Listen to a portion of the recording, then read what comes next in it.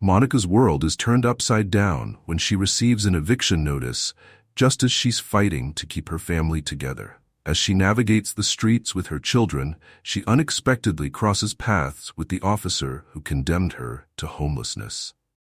Will this confrontation lead to healing, or will it deepen the wounds of her past? Before we get started, make sure to hit that like button, subscribe for more exciting content, and let us know where you're watching from in the comments. Now let's dive in. Monica Williams sat on the edge of the couch, nervously twisting the hem of her sweater between her fingers. The room was quiet, save for the soft hum of her children, David and Sarah, playing on the floor with their worn-out stuffed animals. It was a familiar kind of silence, the kind that filled the space when worry took over, stretching moments into what felt like hours. Monica glanced at the wall clock. The rent was due 3 weeks ago. She had tried everything, late-night shifts, cutting back on meals, even pawning her wedding ring. But no matter how hard she tried, there was never enough. The soft hope that had flickered inside her began to dim as the bills stacked up. She had emailed the landlord, left messages explaining her situation, but there had been no response. Just radio silence.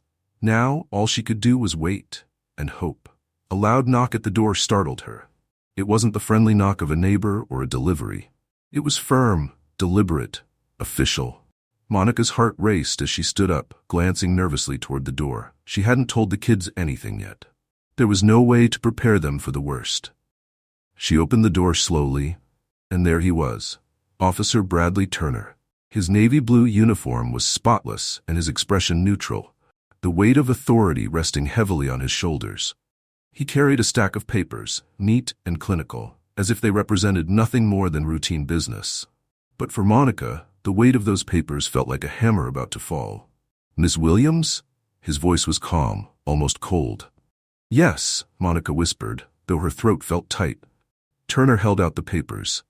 "This is a court-ordered eviction notice. You have 24 hours to vacate the premises." Monica's heart sank. She clutched the edge of the door, feeling as if the ground had shifted beneath her feet. "Please, I just need a little more time," she said, her voice trembling. "I have 2 kids. I've been trying." Turner shook his head, his expression unreadable. "I'm sorry, ma'am, but the order is final. I have no control over it." "You do have control," Monica whispered, frustration mixing with fear. "You could give us a little time. It's just a few days." But Turner didn't budge. He had heard these pleas before, dozens of times, from people who were desperate, just like Monica. To him, it wasn't personal. It was just the job. He had learned early on to separate himself from the emotions. If he didn't, it would weigh on him too heavily. "I suggest you start making arrangements," he said quietly, handing over the papers. "I'll be back tomorrow to ensure compliance." Monica stared at him, disbelief washing over her. For a moment their eyes met, her gaze filled with pain and desperation, his steady and detached. In that instant, Monica realized that to him, she was invisible. Just another name on a list, another tenant to be cleared out. Without another word, Turner turned and walked back down the hallway, his boots echoing against the floor. Monica stood frozen at the doorway, clutching the eviction notice in her hands, as if holding on to it might change the outcome. When she finally closed the door, the silence in the room felt suffocating. She leaned against it, pressing her hand to her forehead, trying to steady herself. Her children, still playing on the floor, were unaware of the storm that had just crashed through their lives. Monica wanted to cry, but she couldn't. Not yet. She folded the eviction notice and slipped it into her back pocket. There wasn't time to break down, not in front of them. Instead, she crouched down on the floor and wrapped her arms around both of her children, pulling them close. "Hey, my loves," she whispered, kissing the tops of their heads. "We're gonna have a little adventure tomorrow, okay? We'll stay somewhere new for a while." David, the older of the 2 at 7, looked up at her with wide eyes. "Where are we going, Mommy?" Monica forced a smile. "It's a surprise, but it'll be fun, I promise." Sarah, just 4 years old, giggled, excited by the idea of an adventure. Monica swallowed the lump in her throat, her heart breaking a little more with every word. They trusted her completely. They believed in her promises, and that made it even harder. The rest of the evening passed in a haze. Monica packed their clothes in garbage bags and folded blankets into neat piles, trying to figure out where they could go. Shelters were full. She had already called them. Maybe a motel, but even that would be expensive, and her wallet was nearly empty. As the children slept, curled up together on the couch, Monica sat at the small kitchen table, staring at her phone. She had no one to call, no friends, no family nearby. Her ex-husband, the father of her children, had long since disappeared from their lives, leaving her to carry the weight alone. She thought again about Officer Turner, the way he had looked at her with that cool detachment, as if her life didn't matter. It wasn't hatred she felt toward him, not exactly. It was something deeper, a bitterness that came from knowing how little compassion there was in the world. People like Turner had the power to help, but they didn't. They chose not to. By midnight, Monica gave up on sleep. She wrapped herself in a blanket and sat by the window, watching the streetlights flicker outside. A sense of dread settled over her, heavy and relentless. She didn't know what tomorrow would bring, only that it wouldn't be easy. But Monica had survived hard times before. She had raised 2 children on her own, fought through every obstacle life had thrown at her. She would fight through this too. Somehow, some way, she would find a way to keep her family safe. As the night dragged on, she whispered silent promises to herself, vowing that no matter what happened tomorrow, she would not give up. She had to believe that better days were coming. For David and Sarah's sake, she had to believe. And so, as the first light of dawn began to creep through the window, Monica took a deep breath, steeling herself for what lay ahead. She didn't know how, but she would find a way. She had to, because giving up was not an option. The knock on the door had changed everything, but it would not define them. Not if she could help it. The morning sun crept over the horizon, casting a soft glow through the thin curtains of Monica's apartment. She stood by the window, watching the world awaken outside as if it belonged to someone else. Her children, David and Sarah, were still sound asleep, tangled in the blankets on the couch. Monica knew that once they woke, there would be no more delaying the inevitable. The clock was ticking. At exactly noon, there was another knock at the door, firm, unyielding. Monica knew who it was before she even opened it. She inhaled deeply, gathering the little strength she had left, and pulled the door open. Officer Bradley Turner stood in the hallway, his expression as neutral as it had been the day before. Behind him, 2 movers waited, ready to clear the apartment. He glanced at Monica, who stood silently, her eyes filled with exhaustion and sadness. "I need you to vacate the premises now, ma'am," Turner said, his voice polite but distant. Monica didn't argue. She knew it wouldn't change anything. With a small nod, she turned and gathered the last of her belongings. 2 garbage bags filled with clothes, a backpack with some toys for the kids, and a few blankets. She had packed as light as possible, knowing they would have to carry everything themselves. David stirred on the couch, rubbing his sleepy eyes. "Mommy? Where are we going?" he asked, his small voice thick with confusion. "We're going on that adventure I told you about?" Monica whispered, brushing his hair back from his forehead. "Come on, sweetheart. Let's get your sister up."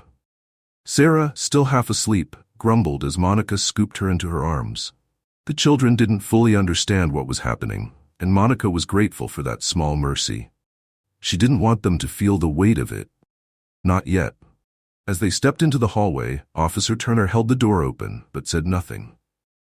Monica could feel his eyes on her as she led her children down the corridor. She didn't look back. Out on the street, the cool afternoon air hit them like a reminder of just how exposed they were. Monica hugged the children close, pulling their jackets tighter around them. They stood there for a moment, disoriented, the bags of their belongings piled awkwardly at their feet. Monica scanned the street, trying to think. Where could they go? She had called every shelter she knew the night before, and every one of them had told her the same thing. No space available. The thought of spending the night on the street gnawed at her, but she pushed it aside. She had to stay calm, for her children's sake. "Let's take a walk, okay?" Monica said, forcing a smile. "We'll go find a place to stay." David took her hand, looking up at her with trust in his eyes. Sarah clung to her leg, her tiny hand gripping Monica's coat. They began walking aimlessly, dragging their bags along, the city a blur of unfamiliar faces rushing past them, indifferent to their plight. Hours passed, and Monica's legs ached from carrying Sarah and hauling the bags. They stopped at a park bench, and Monica let the children rest while she tried to come up with a plan. She scrolled through her phone, checking websites and calling more shelters, only to hear the same rejection over and over. No space. Try again tomorrow. Monica's chest tightened. Tomorrow felt impossibly far away. By early evening, Monica decided to head to a nearby soup kitchen she had read about. If nothing else, they could get a warm meal. As they walked through the heavy wooden doors, the smell of food wrapped around them, comforting in a way that words couldn't be. The volunteer at the counter smiled warmly at Monica and handed her a tray of food. "You're welcome to stay here until we close," the woman said kindly. "We've got some extra blankets if you need them." Monica nodded her thanks, unable to find the words. The kindness, however small, was overwhelming after the day she had endured. They found a quiet corner and sat down to eat. David and Sarah dug into their food eagerly, their hunger momentarily distracting them from the confusion swirling around them. Monica picked at her meal, her mind too occupied to eat. After dinner, the reality hit harder. Where would they sleep tonight? The soup kitchen would close soon, and they couldn't stay here. She looked at the two children, now curled up on the bench next to her, their little faces peaceful in sleep. They didn't know that they had nowhere to go, but she did, and the weight of that knowledge was crushing. Monica gathered their things, draping a blanket over each child as she carried them outside. The streets were quieter now, bathed in the orange glow of streetlights. She found a small park nearby, tucked away from the main road. It wasn't much, but it would have to do for the night.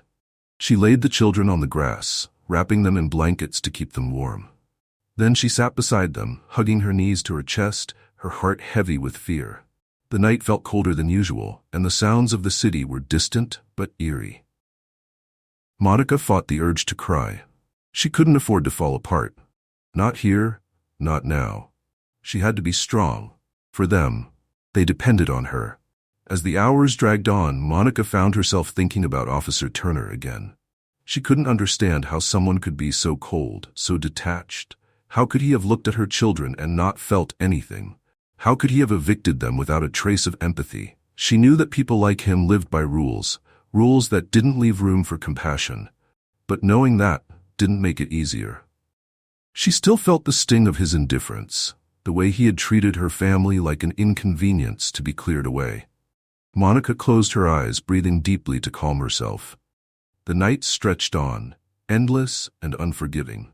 She kept watch over her children, her mind racing with worries about the future. Would they find shelter tomorrow? Would she be able to keep her children safe? Or would this be their new reality, shuffling from place to place, unseen and unheard by the world around them? As the first light of dawn began to break, Monica promised herself that she wouldn't give up. No matter how hard it got, she would keep fighting. For David, for Sarah, for their future. She glanced down at her sleeping children, brushing a lock of hair from Sarah's forehead. They deserved so much more than this, and somehow, some way, she would find a way to give it to them. The night had been long and cold, but they had survived. It wasn't much, but it was something, and for now, that was enough. The sun peeked over the horizon, casting a pale orange glow over the city streets. Monica stirred from her restless sleep, her muscles stiff from spending the night on the cold ground. Beside her, David and Sarah slept soundly, their little faces serene despite the harsh reality around them. For a moment, Monica allowed herself to take in the quiet peace of their innocent sleep, hoping that today would bring something better. After a few minutes, she gently roused the children. "Come on, my loves, let's get moving," she whispered, wrapping them in the blankets and helping them to their feet. The bags with their few belongings felt heavier today, but Monica shouldered them without complaint. There was no room for self-pity, only survival. They made their way to the community center, a place Monica had found mentioned on one of the shelter flyers. She hoped they might have some resources or referrals, even if only for a temporary solution. Her heart ached with every step, knowing that they were relying on the kindness of strangers to get through the day. When they arrived, the community center was bustling with activity. People were chatting in small groups, and volunteers hurried about, setting up tables with food and pamphlets. Monica scanned the room, trying to find someone to speak with. Her children clung to her side, wary of the unfamiliar surroundings. As Monica moved toward the registration desk, she froze mid-step. Across the room, standing among a group of volunteers, was Officer Bradley Turner, the same man who had delivered their eviction notice and watched as they were forced from their home. He was out of uniform today, wearing a simple shirt and jeans, but his presence hit Monica like a wave of cold air. What was he doing here? For a moment, she considered turning around and leaving, but something stopped her. Monica stood still, observing him from a distance. Turner wasn't the rigid officer she remembered from a few days ago. He looked awkward and unsure of himself, fidgeting with a stack of brochures. A woman handed him a clipboard, and he accepted it with a polite but hesitant nod. Monica realized he was volunteering at the community center, likely part of some outreach program the police department had assigned him to. The sight of him standing there, out of his element, stirred a complicated mix of emotions within her. Anger and frustration simmered just below the surface, but there was something else too, a strange curiosity about the man who had so deeply impacted her life. She found herself wondering, did he even remember her? Did he think about what he had done?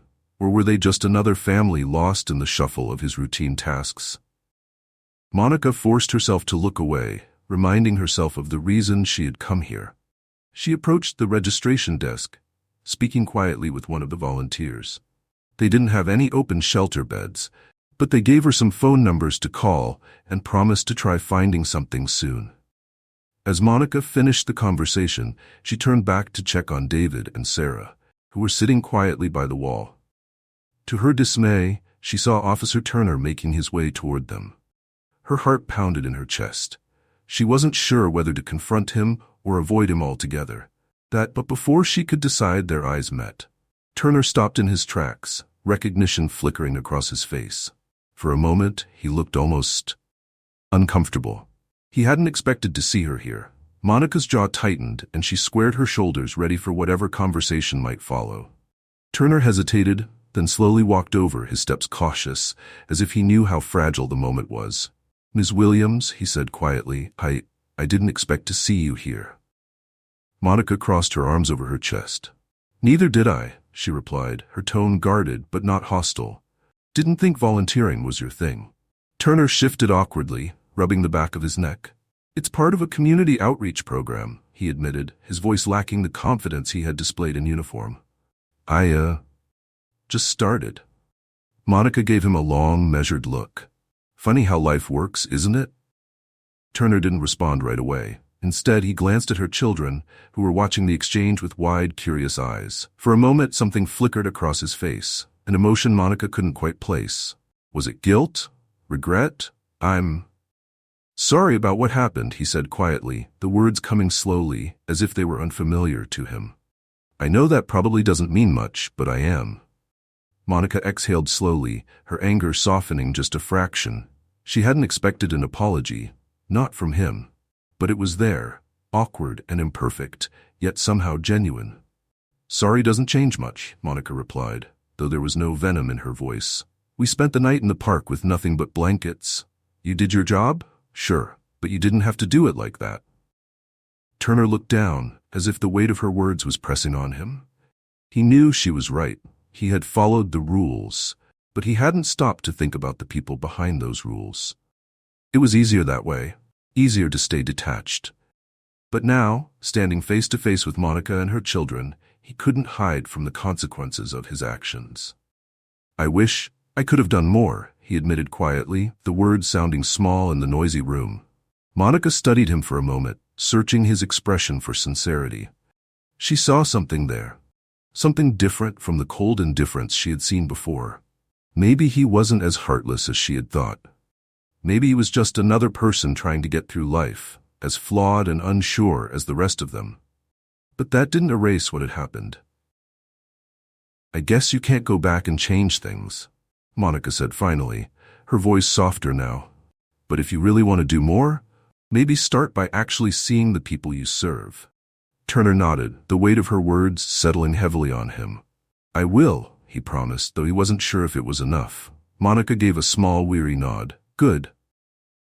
For a moment they stood in silence, two people from vastly different worlds, connected by a shared moment of uncomfortable truth. It wasn't forgiveness, not yet, but it was a start. Turner glanced at the children again, then looked back at Monica. If you need anything, anything at all, let me know, he said quietly, as if offering a truce.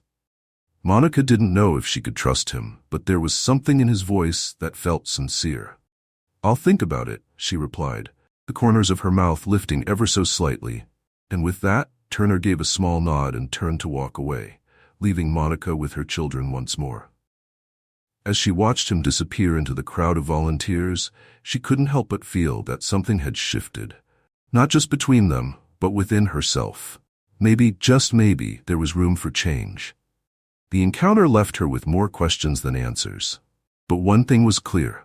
Life had a strange way of forcing people to cross paths again, even when they thought they never would. And sometimes, those chance encounters were the first steps toward something new. The next few days passed in a blur for Monica. Every hour was spent searching for shelter, calling hotlines, and wandering the city with David and Sarah in tow. She found small moments of kindness, a warm meal at the soup kitchen, donated clothes from the community center, but every night ended the same way. Curled up under blankets in the corner of the park, her children clinging to her for warmth. The encounter with Officer Turner lingered in her mind, though she tried to push it aside. She hadn't expected to see him again, and she certainly hadn't expected him to apologize. It wasn't forgiveness she sought. No, what she really wanted was change. But for someone like Turner, change didn't come easy. Men like him were ruled by policies and procedures, not emotions. And yet his words haunted her. They were small, awkward, and imperfect, but they had felt real. A few days later, Monica returned to the community center. The kids enjoyed the brief escape from the streets, and the volunteers always treated them kindly.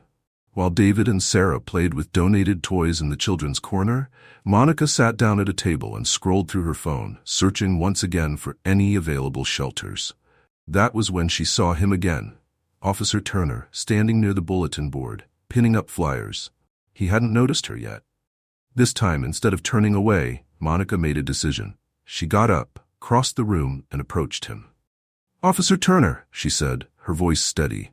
He turned, startled by the sound of her voice. When he saw her, his face shifted, not with the indifference she had seen before, but with something closer to surprise, maybe even regret. "Miss Williams," he greeted her, his voice softer this time. "I didn't think I'd see you again." Monica folded her arms across her chest. Her expression measured. "I guess the world isn't as big as we think," she replied. Turner cleared his throat awkwardly. "How are you and your kids?" "We're still looking for a place," she said bluntly, watching for his reaction. His face tightened with something close to guilt. "I'm really sorry to hear that," he muttered. Monica studied him for a moment. The frustration she had felt during their first encounter was still there, but now it was mixed with something new, curiosity. Turner wasn't as rigid as he had seemed before. Stripped of his badge and uniform, he looked human, maybe even a little lost. "You said you wanted to help," Monica said, deciding to call him out. "Was that just talk, or did you mean it?" Turner straightened, caught off guard by her directness. "I meant it," he said, his voice sincere. "I want to help." Monica nodded slowly, her gaze steady. "Then tell me, why did you take that job? Why become a cop if you don't even see the people you serve?" Turner's expression shifted. He wasn't expecting the question, but he didn't shy away from it either. He rubbed the back of his neck, struggling to find the right words. "I became a cop because I thought it was the right thing to do," he admitted. "I thought following the rules was enough, but lately," he trailed off, glancing around the room. "Lately, I'm starting to see that it's not." Monica tilted her head, watching him carefully. "So what are you going to do about it?" Turner looked down at the clipboard in his hand, as if the answer might be written there. "I don't know yet," he confessed, "but I want to do better." It wasn't a grand revelation. It wasn't a promise to change the world. But it was something, a spark of awareness, a recognition that maybe, just maybe, he could be more than a man hiding behind rules. Monica sighed, her tension easing just a bit. Well, if you want to help, she said, you can start by doing something real, not just for me but for families like mine. Turner nodded slowly, absorbing her words. I'll see what I can do, he promised. It wasn't much, but it was a step. A small one, but a step nonetheless. As they stood there, an unexpected sense of understanding began to grow between them. It was fragile, uncertain, like the first light of dawn after a long, dark night. But it was there, nonetheless. Turner cleared his throat again. I know this probably won't fix things, he said awkwardly, but there's a temporary housing program I've heard about. I can talk to the director here and see if there's an opening. It might buy you a little time. Monica's eyebrows lifted in surprise. She hadn't expected him to offer anything concrete. You'd really do that? Turner gave a small nod. I will. I'll talk to them today.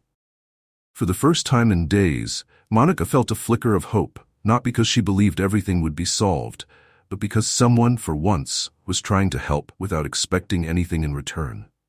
Thank you, she said, her voice soft but genuine. Turner gave a faint smile, the awkwardness still lingering but no longer uncomfortable. It's the least I can do, he replied. They stood there for a moment longer, two people from opposite worlds connected by a shared desire for change. Small, imperfect, but real. Later that day, Turner followed through on his promise. He spoke with the community center director and arranged for Monica and her children to get temporary housing through a local family support program. It wasn't permanent, but it was a start.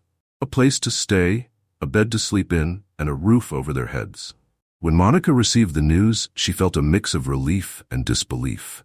She had grown so used to disappointment that kindness felt foreign, almost suspicious. But this time, there were no strings attached, just a simple act of decency. Turner checked in with her later that evening, asking if everything had gone smoothly. Monica thanked him, still unsure how to feel about him. He wasn't a hero, and she didn't see him as one. But he wasn't the villain she had thought either. He was just a man, flawed, uncertain, trying to find his way. That night, as Monica tucked her children into real beds for the first time in days, she sat by the window and allowed herself to breathe.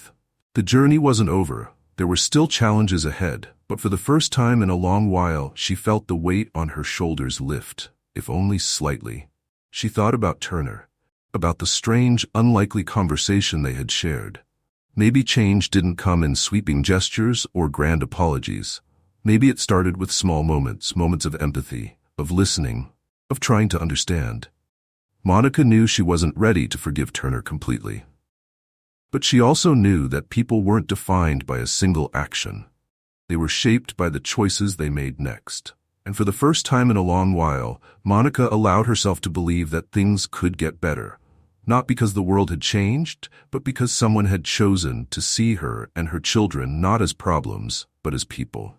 And that, she realized, was how change began. The small apartment Monica and her children moved into wasn't fancy. It had creaky floors, a few mismatched pieces of furniture, and bare walls, but to them, it felt like a palace. For the first time in days, they had warmth, privacy, and the sense of safety that only a locked door could provide. Monica sat at the edge of one of the twin beds, watching her children snuggle beneath the blankets. Their soft breathing filled the room, and for the first time in what felt like forever, Monica felt herself exhale. It wasn't just a roof over their heads, it was hope. Temporary, yes, but enough for now. The following days were a flurry of small victories. Monica found herself getting back on her feet bit by bit. The community center connected her with job leads, and she started applying to as many as she could, determined to rebuild her life. And, surprisingly, Officer Turner kept showing up. Not with his badge or uniform, but as himself. He stopped by the community center now and then, offering to help with groceries or checking in to make sure Monica's kids had what they needed. At first, Monica found it strange, almost suspicious. Was he just trying to clear his conscience? Was this about making himself feel better? But over time, she realized that Turner's gestures weren't about guilt. They were about something deeper. He wasn't trying to fix the past. He was trying to make sure he did better moving forward. One rainy afternoon, Turner showed up at the community center again. Monica spotted him from across the room as he handed out food at the soup kitchen. Something had changed about him. The stiff, rule-bound demeanor she had first seen in him was gone, replaced by a man who seemed to be learning, bit by bit, what it meant to connect with people, not as a cop, but as a person. When Turner finished his shift, Monica approached him. "You're making a habit of this, huh?" she said, with a small smile. Turner chuckled awkwardly. "I guess so. Turns out it's not as easy as I thought." Monica leaned against the wall, studying him. "Why are you really doing this? I mean, what changed?" Turner sighed, rubbing the back of his neck in that now familiar gesture. "I guess meeting you and your kids made me realize I've spent most of my career following rules instead of actually helping people. I thought I was doing the right thing, but now I see that sometimes rules aren't enough." Monica nodded, her expression thoughtful. "It's not just about following the rules, it's about seeing people, really seeing them." "I'm starting to get that," Turner admitted quietly. For a moment, they stood in comfortable silence, two people who had once been on opposite sides of a painful situation, now finding a strange kind of connection. It wasn't friendship exactly, but it was something close, something built on understanding and mutual respect. Weeks passed, and life slowly began to stabilize for Monica. She landed a part-time job at a local store, and with the help of the community center, she found more permanent housing. It wasn't glamorous, but it was enough. A place where her children could grow, and where they wouldn't have to worry about being forced out into the cold again. Turner continued to check in now and then, though less frequently, as Monica regained her independence. Each time they crossed paths, the tension between them lessened. What had once been anger and resentment gradually gave way to something softer, something closer to forgiveness, though unspoken. One day, as they stood outside the community center after an event, Monica turned to him and said, "You know, I never thought I'd say this, but thank you for helping us." Turner gave her a small, sincere smile. "I didn't do much," he replied. "You did the hard part." Monica shook her head. "No, you did something important. You listened, and that matters." For a moment, Turner seemed at a loss for words. Finally, he nodded, his smile lingering. "I'll keep trying," he said quietly, "to do better." Monica gave him a small nod in return. That's all anyone can do.